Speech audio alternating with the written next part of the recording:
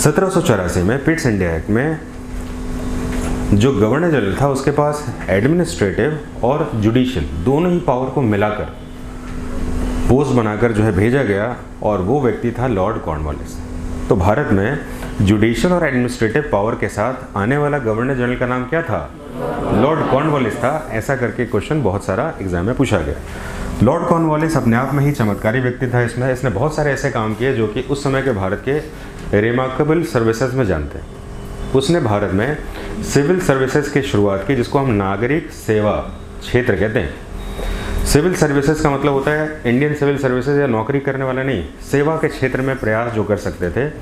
यानी कि उसने भारत में सबसे पहले जो है पुलिस व्यवस्था की शुरुआत की। नागरिकों को सुविधा देने के लिए भारत में सबसे पहले पुलिस व्यवस्था किसने शुरू की?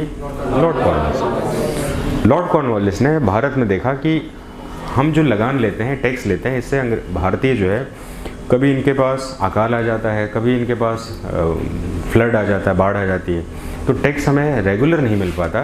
तो हम एक काम करते हैं, इसमें रेगुलर टैक्सेशन के लिए हम लोग ज़मींदारों को ही उस पर दे देते हैं, टेंडर निकाल देते हैं। तो ज़मींदारों को टेंडर निकालने वाला उसने कहा ज़मींदारी व्यवस्था की शुरुआत करना। तो भारत में बंगाल, बिहार, उड़ीसा में इस व्यवस्था को कहा गया ज़मींदारी व्यवस्था। और ज़मींदारी व्यवस्था को अंग्रेज़ों ने परमानेंट सेटलमेंट के साथ कंट्रोल किया।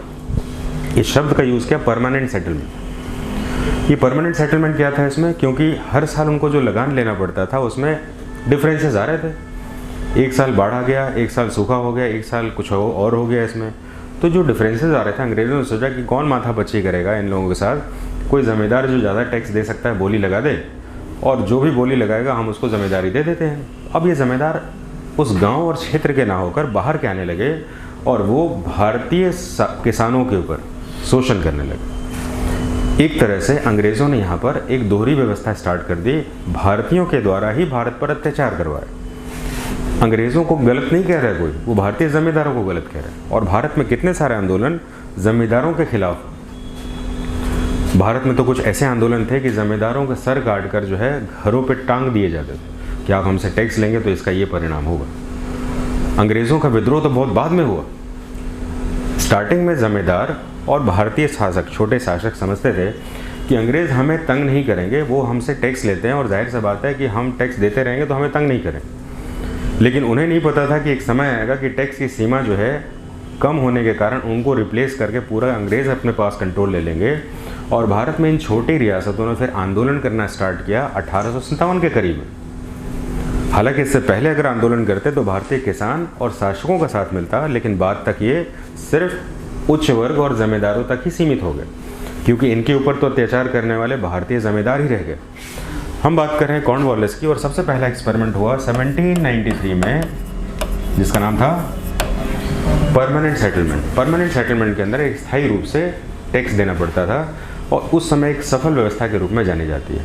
भारत में परमानेंट सेटलमेंट, जो कि बंगाल, बिहार, उड़ीसा में परमानेंट सेटलमेंट कहा जाता था, दक्षिण भारत में इसको रैयतवाड़ी व्यवस्था के नाम से जानते थे, और पश्चिम भारत में यानी कि महाराष्ट्र में इसको महलवाड़ी व्यवस्था के नाम से जानते थे। तो हमें इस बात का ध्यान रखना होगा कि अलग अलग क्षेत्रों में इनको लागू करने वाले व्यक्ति अलग अलग थे। जैसे कि परमानेंट सेटलमेंट को लागू करने वाला कॉर्नवालिस तो था, लेकिन सहायता देने वाला कौन था? मैंने एक वर्ड बताया था आपको, परमानेंट सेटलमेंट ज़मीन से सागर से जुड़ा हुआ है, जॉन शोर, शोर के साथ परमानेंट सेटलमेंट। याद करने के तरीके को डेवलप करना। उसी तरह से टॉमस मुनरो ने दक्षिण भारत में महलवाड़ी व्यवस्था को लागू करने की शुरुआत की। जो शब्द रैयत कहे जाते थे, रैयतवाड़ी व्यवस्था दक्षिण में कहे जाते हैं और उत्तर भारत में ज़मींदारी कही जाती है। शब्द दोनों का एक ही है, यानी कि उत्तर भारत की ज़मींदारी व्यवस्था दक्षिण भारत में किस नाम से जानी जाती थी? रैयतवाड़ी, जिसको 1820 में बाद में लागू किया गया इसमें। यानी कि सिमिलैरिटी ऑफ प्रोसेस में देखेंगे ज़रा, क्योंकि वो सफल हो गया। लॉर्ड कॉर्नवालिस जो है भारत में एक ऐसा गवर्नर जनरल था जिसने 2 बार स्टार्टिंग में काम किया। सबसे पहला टेन्योर और दूसरा टेन्योर भी था इसका 1805 में। लेकिन 2 महीने के बाद भी, दूसरे टेन्योर के 2 महीने के बाद ही इसकी मृत्यु हो गई और भारत में उत्तर प्रदेश के गाजीपुर में इसकी कब्र बनाई है। भारत के इतिहास में पहला गवर्नर जनरल जिसका टॉम भारत में ही है, उसका नाम है कॉर्नवालिस। इतने सारे क्वेश्चंस एसोसिएटेड होते हैं, एक पकड़ेंगे धागा कहाँ तक निकल जाएगा इसमें।